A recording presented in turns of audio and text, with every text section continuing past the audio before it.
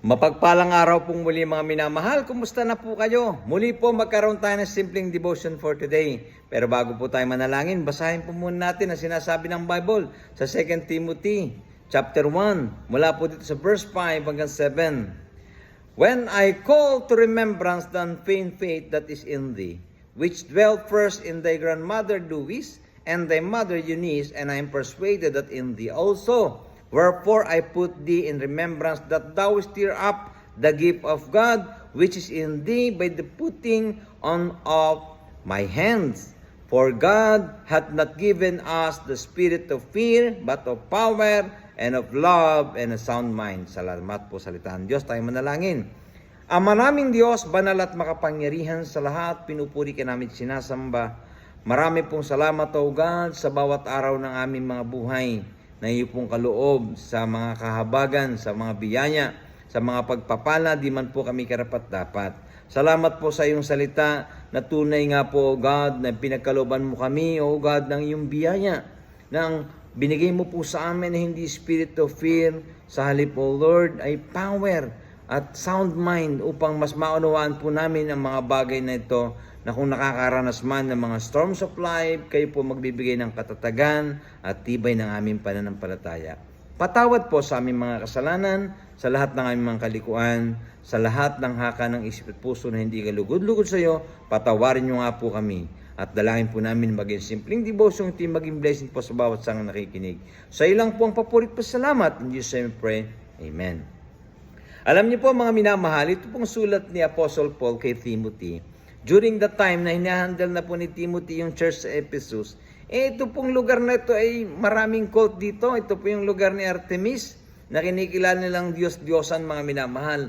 At marami sa mga mananampalataya ang umalis po ng faith at bumalik po sa mga false doctrine na to mga minamahal. Kaya nga sabi ni Apostle Paul kay Timothy, nakakalimutan mo na ba yung mga bagay na binigay sa inyong Diyos? Yung sabi nga, stir up the gift of God. Na minsan, tayo po sa ating buhay na nakasumpong ng biyaya. Ito po itong banal na spirito nating tinanggap sa ating buhay. Na binibigyan ho tayo ng power at tibay ng pananampalataya mga minamahal. Ito ho yung nalilimutan natin kapag may mga storms of life na nakakalimutan natin ang salita ng Diyos, nakakalimutan natin ang manalangin, sapagkat marami yung storms of life. Maaring nakakaranas tayo ng storms ng pinansyal, na pangangailangan ho ng buhay. Maaring pisikal, nakakaroon ng mga karamdaman at mga sakit na ating nararanasan. Maaring storms ng atin pong spiritual at emotional. Ito po yung malupit mga minamahal kapag ho pinanghihinaan ho tayo ng loob. At nalilimutan natin na yung spirit ng Diyos na binigay po sa atin, ang dyablo, wala yang gagawin kundi tayo papanghinain, kundi tayo ay sirain, kundi ho tayo pabagsakin. Maraming pagsubok ang nararanasan ng bawat isa. At alam ni Apostle Paul na mararanasan ito ni Timothy. At naranasan naman niya yung maraming bagay, sabi nga ni Apostle Paul. Maraming persecutions siyang hinarap, maraming rejection siyang hinarap, subalit pinatatag po siya ng pananampalataya. Sapagkat sabi po ni Apostle Paul, yung grace ng Panginoon ay nag-uumapaw sa kanya.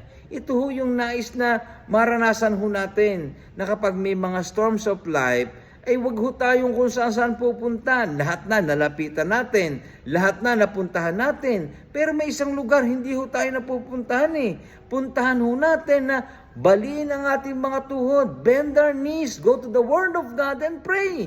That's the best thing we can do mga minamahal, sapagkat ang Diyos ay naghihintay lamang na muling i-refresh natin ang ating pong relasyon sa Kanya. Alam niyo po, marami sa mga pagsubok nating naranasan, hindi naman po ito lahat bunga ng ating kasalanan kundi ito po'y parte ng ating pananampalataya na katulad ng apoy na pinapadaan mo yung gold upang maging puro. Ganun ho mga minamahal ang pananampalataya, sapagkat kung hindi ho dadaan sa mga pagsubok, ay paano ho tayo magiging matibay at matatag? Kanya mga minamahal, ito'y pinapaalala ni Apostle Paul na Timothy, daranasin mo mga pagsubok, maging sa ministry, sa mga gawain, Pero, ang sabi po ni Apostle Paul, stir up the gift of God. Yung banal na espiritu nating tinanggap, yun yung magbibigay sa atin ng tibay. Kasi ang tinanggap natin hindi spirit of fear. Sa halip, yung power and of love and a sound mind. Bibigyan ho tayo ng kaparaanan ng Diyos, mga minamahal. Katulad din ng mga disciples, hindi ba during the earthly ministry ng ating Panginoon, sila po'y naglalayag, ay nakaranas sila ng mga pag-alon at bagyo sa gitna ng dagat at sila'y natatakot lahat. Samantalang ang Panginoon ay natutulog lamang. Ginising po nila ang Panginoon at sabi niya, Lord, hindi ka ba nakikcare sa amin na maaaring lumubog kami dito? Anong sabi ng Panginoon? Napakahina ng inyong pananampalataya. Sinaway po niya ang hangin at ang bagyo at tumigil, tumalima. Ang sabi ng mga disciples, anong klaseng tao ito? Alam niyo mga minamahal, ito po yung minsan nakakaranas tayo na batid nating may Diyos, batid nating may pananampalataya tayo, pero nakakaranas tayo ng mga bagyo ng buhay, pinanghihinaan po tayo, hindi po mga minamahal.